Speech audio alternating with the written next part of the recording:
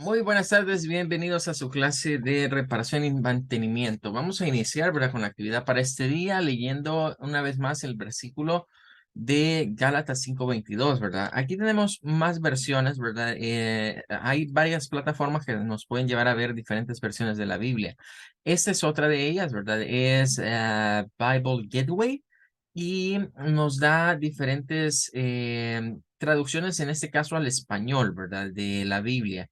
Estamos leyendo la primera parte, ¿verdad? Del 5, 22 y 23. Es un solo bloque, digamos, que nos habla de los frutos del Espíritu. Y aquí podemos ver diferentes versiones, ¿verdad? Vemos las abreviaturas de algunas de esas versiones, ¿verdad?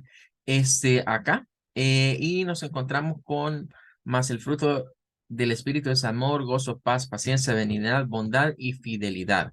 Otros cambian el vocablo de amor por caridad, ¿verdad? Y también lo de paciencia por tolerancia. Hay otras versiones, ¿verdad?, que dicen, en cambio, lo que el Espíritu produce es amor. Esta no habla de frutos, ¿verdad? Sino que nos dice qué es lo que produce en nosotros. Pero obviamente, cuando hablamos de producir algo, pues lo vemos como algo que fue sembrado y luego fue cosechado. Amor, alegría, ¿verdad? Aquí no aparece gozo, aparece alegría. Está la paz, está la paciencia, está cambiado lo de benignidad, ¿verdad? Por amabilidad. Tenemos bondad y fidelidad. Esos son bastante similares. Hay otras, ¿verdad? Traducciones más recientes, ¿verdad? Como la nueva traducción viviente que dice, en cambio, la clase de fruto que el Espíritu Santo produce en nuestra vida es, esta alarga un poco más la explicación, ¿verdad? Y nos habla de amor, de alegría, de paz, paciencia. Aquí aparece gentileza en sustitución de lo que vendría siendo la parte de la benignidad, ¿verdad? Que se ve en otras versiones. Y es curioso, ¿verdad? Porque ese vocablo de gentileza en la Biblia, por lo menos a nivel de lo que vendría siendo el Nuevo Testamento, que está escrito en griego, debemos de tomar en cuenta que lo de gentileza nosotros lo aplicamos hoy como alguien amable, pero durante el tiempo bíblico, durante esto era escrito, debemos tomar en cuenta que por eso algunas Biblias hablan de los gentiles en sentido no de las personas amables, sino en el sentido de los que procedían de pueblos que no eran propiamente los descendientes, digamos, de Israel o de Jacob o de los uno o que tuviese una ascendencia, digamos, judía ya para los tiempos de Jesús, ¿verdad? Eran todos los demás que no pertenecían a ellos. Entonces, ahí es donde se encuentra una riqueza en ver todas estas diferentes versiones.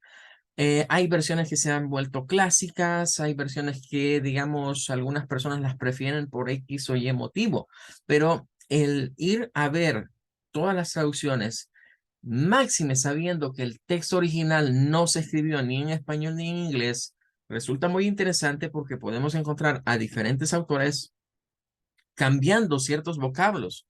Y eso significa que hay algo que los ha llevado a pensar que es mejor utilizar un vocablo que otro.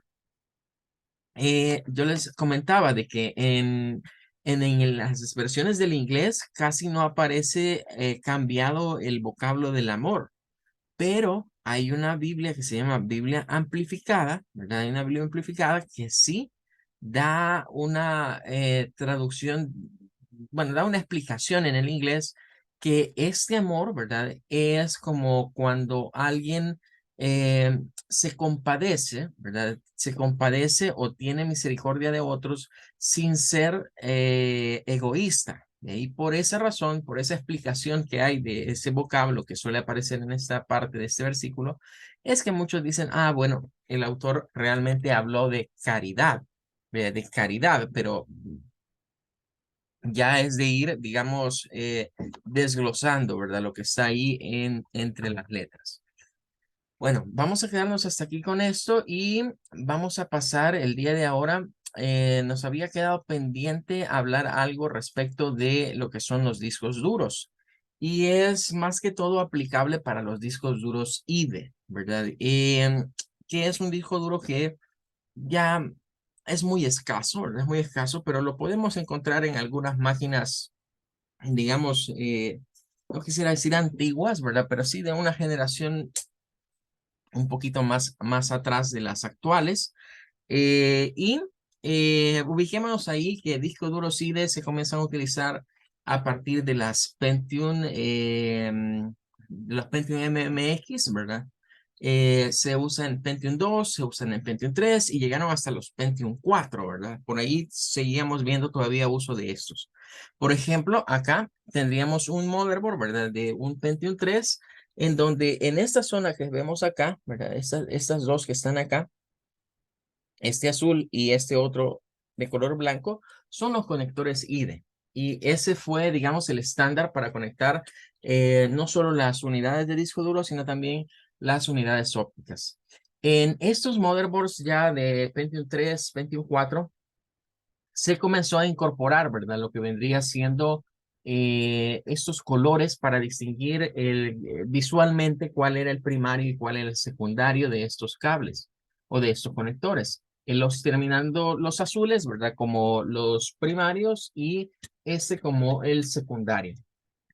En un motherboard estándar de este tipo, lo que encontrábamos siempre eran dos de estos, en los cuales se utilizaba el famoso cable IDE, ¿verdad? IDE, que es este que está acá.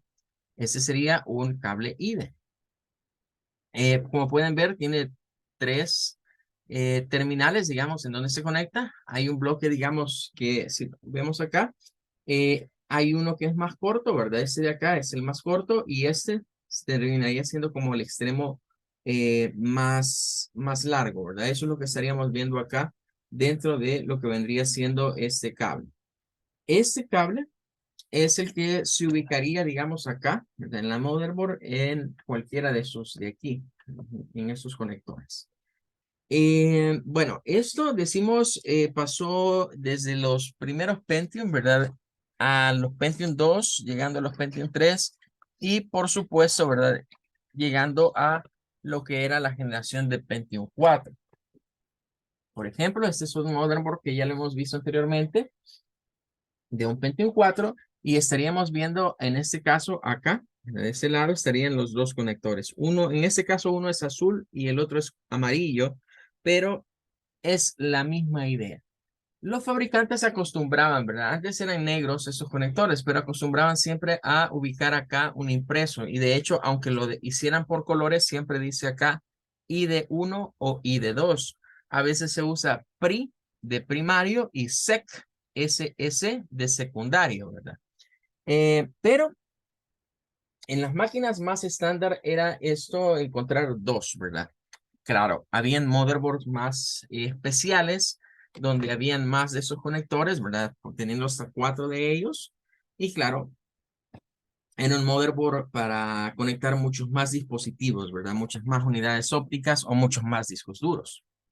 Ahora, se venía la siguiente situación y es que, ¿cómo conectar esto? Porque a diferencia de los actuales que son con cable SATA, estos, el orden sí importa. El orden en que se conecta esto sí es importante.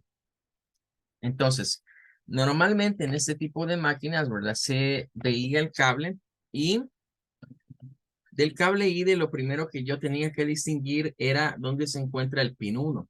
En este que tengo acá es bien difícil distinguirlo, ¿verdad? Pero esta zona por aquí es la que tiene, digamos, un color diferente. Tiene un color como rosado, ¿verdad? Son como unos puntitos rosados los que se miran ahí, ¿verdad? Esos eran los que permitían identificar el cable 1 o el pin 1 de estas unidades. Voy a cambiar la vista para que podamos apreciarlo un poco mejor. A ver.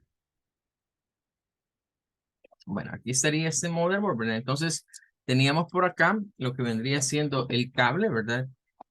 Repito, en este es bien difícil aún teniéndolo acá. No creo que lo logre captar muy bien la cámara, pero hay una línea por ahí diferente, ¿verdad? Hay una línea diferente. Tal vez le voy a mandar una fotografía. Creo que ahí se va a poder apreciar mejor que esta línea de acá es de otro color. Bueno, eso era lo primero, ¿verdad? Identificar en el cable IDE dónde está el pin 1. Lo siguiente era ver estos extremos. O sea, esto era fabricado con un extremo más largo y un extremo que es un poco más corto. Bien, entonces, esta situación de estos extremos largos y cortos era para indicarnos que el extremo más largo, ¿verdad? La punta más larga es la que debe de ir a la tarjeta madre. Y el extremo más corto, que sería este, es el que iría a las unidades. Entonces, distinguiríamos aquí tres posiciones, digamos, de nuestro cable. En primer lugar, ¿verdad? Vamos a distinguir lo que vendría siendo el conector que iría a la tarjeta madre o al motherboard. Está acá. El de en medio, por lo menos en esta versión de este cable, que es así, digamos, los tres conectores son negros. El de en medio es el denominado esclavo o la unidad que va a quedar como un esclavo. Y el otro extremo, que sería este, es el máster. Entonces tendríamos el maestro, el esclavo y la conexión a la motherboard. Bien, una vez sabíamos a dónde correspondía cada uno, debíamos de ir a verificar en nuestra motherboard a dónde se encontraba el pin 1 de estos. Para ello, algunos cables traían acá una guía. Aquí le ponían como un saltito así, una pequeñita guía y pues uno se podía guiar por estas que están acá, ¿verdad? Ahí había ese orificio donde entraba, digamos, y no podíamos ponerlo al revés. Pero notarán que este cable no tiene esa guía, mejor dicho. Entonces, cuando no tenían la guía, pues había que confirmar cuál era el pin 1 dentro de la tarjeta madre. Bien. Y normalmente los fabricantes acá ponían, ¿verdad? Un impreso, ¿verdad? Esa también les voy a mandar una foto para que lo vean mejor, pero ahí dice ID1 y ahí hay un número 1 cabal sobre la línea de estos pines, indicándonos que aquí va el pin 1 y acá el 40. Eso significa que cuando vaya a conectar esto acá, debía de tomar el pin 1 del cable, el cable que va al motherboard y traerlo a conectarlo acá de esta manera, así. Entonces ahí quedábamos coincidiendo lo que era el, el conector que va al motherboard, ¿verdad? El extremo más largo, el pin 1 del cable y el pin 1 de la motherboard. Un error común, digamos, en esto era, digamos, por lo menos en este cable, un error sería agarrar el cable y poner el pin 1 del otro lado, del lado que no corresponde. Es decir, quitar esto y conectarlo acá. Era un error muy común, ¿verdad? ¿Y qué sucedía? Bueno, después el BIOS no detectaba los discos duros.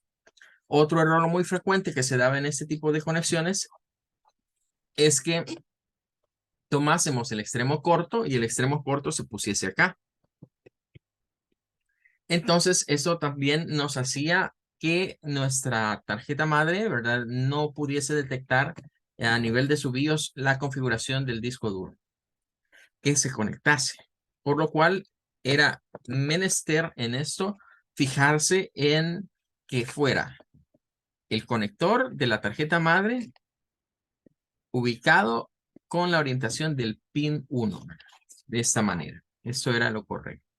Y también era bien importante ubicarlo en el 1, ¿verdad? En el canal 1 y no en el 2, porque en el 2 me lo iba a detectar, pero si quería arrancar sistema operativo se volvía un problema después configurarlo, ¿verdad? Para que arrancase desde lo que estuviese conectado acá, porque este era el bloque secundario. Entonces, la prioridad iba siempre sobre este, que es el primario.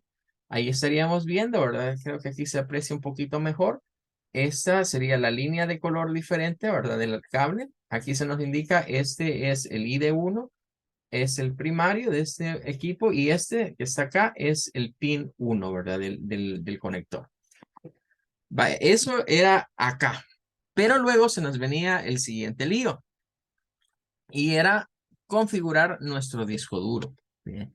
Estos discos duros hacían una configuración a través de un pequeño jumper que se ubicaba acá en esta zona. De hecho, este ya no lo tiene, ¿verdad? Ahí tendría que tener un jumper y no lo tiene. La configuración de esto dependía de cada fabricante. Por eso era importante ir a ver acá, ¿verdad? La viñeta. para saber si la configuración en la que le estábamos conectando era la adecuada. Esta lamentablemente tiene un PAMPI, ¿verdad? El PAMPI es la viñeta que le ponen acá los vendedores locales, ¿verdad? O los importadores que nos venden equipo, ¿verdad? Entonces, lamentablemente aquí pues se tiene que remover para poderlo observar, ¿verdad? Así que aquí es un problema porque esto lo hubieran puesto en una zona donde no afectara, digamos, ver la configuración del disco duro, ¿verdad? Porque aquí, aunque uno no lo quisiera remover, tenía que ir a quitarla, no por malicia, sino por ver qué dice el disco duro acá, porque es la única manera en la que lo podemos de saber. Bien, aquí está la configuración, ¿verdad? Esta tablita que está acá nos está dando la configuración del disco duro.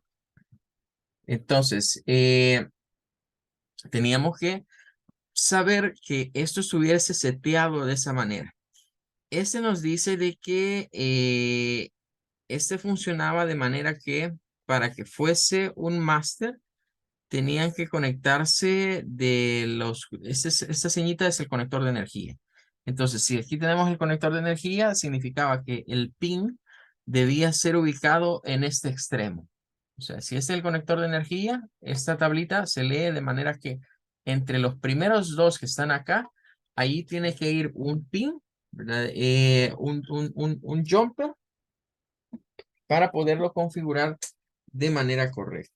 Entonces vamos aquí creo que tengo un jumper de otro disco duro, ¿verdad? Acá vamos a ubicárselo y significa que si yo meto entre estos dos de acá, aquí no hay nada ahorita, ¿verdad? Pero si yo meto entre el que está arriba y el que está abajo, el primero ahí está el jumper.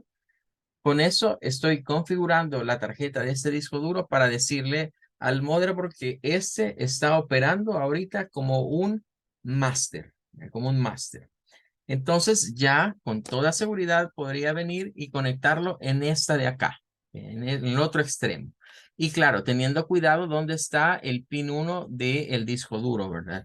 Esa normalmente nos lo indica a veces aquí un impreso, ¿verdad? Aquí suele venir impreso o una pequeña muesquita hacia dónde debe de quedar el pin 1. En este quedaría acá, a este lado, ¿verdad? Así de esta manera. Y con esto, ¿verdad? Ya solo faltaba conectarle la energía acá, el conector de energía de la fuente. ¿Y qué estaríamos haciendo? Configurando lo que sería nuestra motherboard y nuestro disco duro, ¿verdad? Diciéndole al equipo, bueno, este disco duro va a actuar como un primario, ¿verdad? Lo del primario viene de acá, un primario maestro, acá. Primario maestro. Así estaría configurado. Pero también estos discos duros podían ser configurados, por ejemplo, yo lo podría utilizar como mi disco duro primario. Pero ¿qué tal si yo quería tener un segundo disco? Entonces, si yo quisiera tener otro disco y fuese este, por ejemplo, ¿verdad? Siempre con canal IDE, debía de ir a revisar la configuración de este disco duro acá. A diferencia de el que está aquí, no tiene en la viñeta, no tiene indicativo de cómo se hace el pinado, ¿verdad? O los pines para configurarlo. Pero sí lo trae aquí impreso en lo que es la tarjeta. Ahí vamos a localizar unas palabritas, son dos letras realmente que dice MA, CS y SL que corresponden a esta zona. Entonces, si acá esto está en master y lo conectaba yo aquí, la máquina no lo detecta. No lo detectaría porque es una configuración inválida. Ya el maestro es este y ya se seteó acá. Y ese es el cable, digamos, o el conector para el esclavo. Entonces, para que esto funcionase, yo tenía que cambiar el pincito que está aquí, ¿verdad? Y pasarlo a que fuese un esclavo, ¿verdad? En este caso, tendríamos aquí el esclavo, lo dejaríamos en el segundo acá. Lo vamos ahorita no hay nada, ¿verdad? Entonces, el primero es igual que la configuración. El primero es para maestro y el segundo de acá, ¿verdad? Ahí donde lo estaríamos ubicando ahorita, ahí quedaría como un esclavo el disco duro. Ya al estar así, con toda seguridad podíamos conectar acá, ¿verdad? Y ya teníamos un disco duro, digamos, configurado para maestro y un disco duro para esclavo. Cuando se hacía este tipo de configuraciones en el cajón, digamos, ¿verdad? O en el case, era normal poner los discos duros de esta manera, ¿verdad? Montar uno aquí y el otro acá. Habían ahí, incluso a veces estaban más cercanos las áreas, los puertos en donde se podían montar, ¿verdad? Y se podía atornillar más o menos de esta manera. Bien, para que me quedase funcionando esta configuración. Bueno, pero no era muy común hacer esto porque cuando teníamos dos discos duros en el mismo canal, las máquinas se ponían un poco lentas. Entonces, la recomendación que se tenía en aquel entonces es que si yo quería tener dos discos duros en mi máquina, lo mejor era usar el otro disco duro en este canal y dejar este de acá para una unidad de de lectura y escritura, ¿verdad? Como el disco duro que es magnético y una unidad óptica. Entonces, lo que se acostumbraba a hacer realmente en estos equipos era dejar esto como maestro y traernos una unidad de disco compacto para este conector. Pero aquí se venía una complicación y vamos a ver qué era la complicación. Bien, estas, como son tecnología y de verdad, ahí tienen un impreso que lamentablemente creo que no lo vamos a captar muy bien en esta cámara, pero voy a tratar de tomarles una foto. Pero ahí tenían un impreso de la configuración de lo que era el bloque de los 40 pines IDE. Aquí, miren, aquí se alcanza a ver una flechita. Quiero ver si la alcanzo a marcar para ustedes. Es esta, miren. Vamos a ver si con la luz se mira mejor. Ahí. Eso me dice que aquí es el pin 1. Para esta unidad, ahí vamos con el pin 1. Y luego acá está, este es el bloque de jumper, ¿verdad? Para configurar lo mismo. Maestro, esclavo o esta sería una función que se llamaba CS, que viene de selección de cable o cable selection en English, que significaba que podíamos cambiar, ¿verdad? Y dejar que automáticamente la máquina detectara en cuál de estos conectores se encontraba, pero no funcionaba del todo bien. Lo más seguro era siempre configurarlo de acuerdo a cómo queríamos que nosotros esto funcionase. Esta era una limitante, ¿verdad? Porque se suponía que el IDE, él automáticamente, o sea, eso de IDE venía de que eran inteligentes, entre comillas, estas unidades, ¿verdad? Y eran capaces de autodetectarse. Pero si no estaban configuradas con este jumper donde debía ser, no se autodetectaban. Entonces ahí estaríamos. Ahí estaríamos ya para ponerla como esclavo. Pero aquí venía el problema. El pin 1, ¿verdad? De este se encuentra de este lado. Y el pin 1 de este está acá.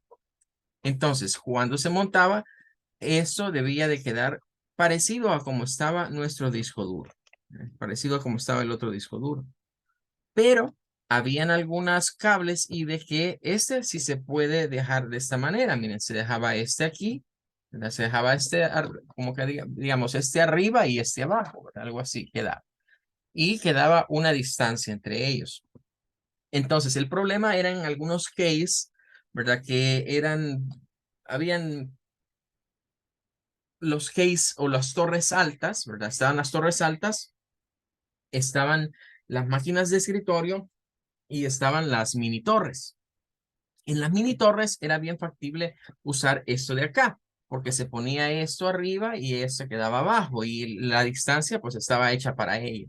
Pero por ejemplo, en los case altos, esta configuración me impedía a mí poner, digamos, lo que sería esta unidad más arriba. Digamos que este fuera el case acá, ¿verdad? Entonces, aquí hay unas bahías, aquí hay una bahía para una unidad más y aquí hay una bahía para otra unidad.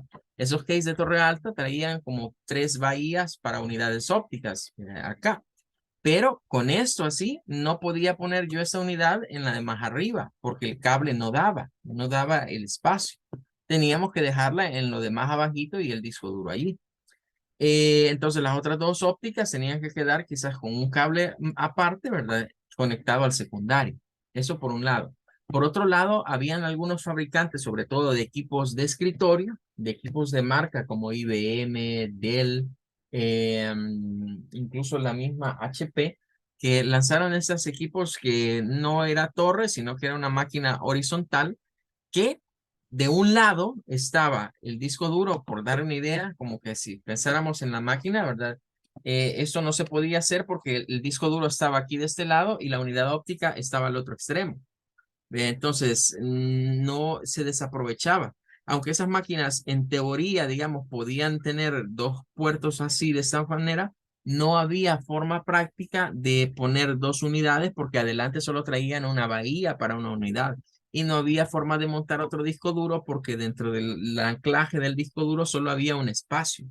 Entonces eran máquinas ya limitadas por espacio físico, no por el motherboard, sino por espacio físico o diseño, digamos, del case, a que solo podía tener o una unidad óptica y un disco duro, y cada una con cables ID independientes. Incluso en esas máquinas es donde se comenzaron a hacer variantes de esos cables ID más cortos, como por ejemplo de ese tamaño así de corto y solo con dos y no tres, o un cable ID solo de dos, pero más largo, ¿vea? Para que llegase hasta al que estuviera más lejos, digamos, de los conectores.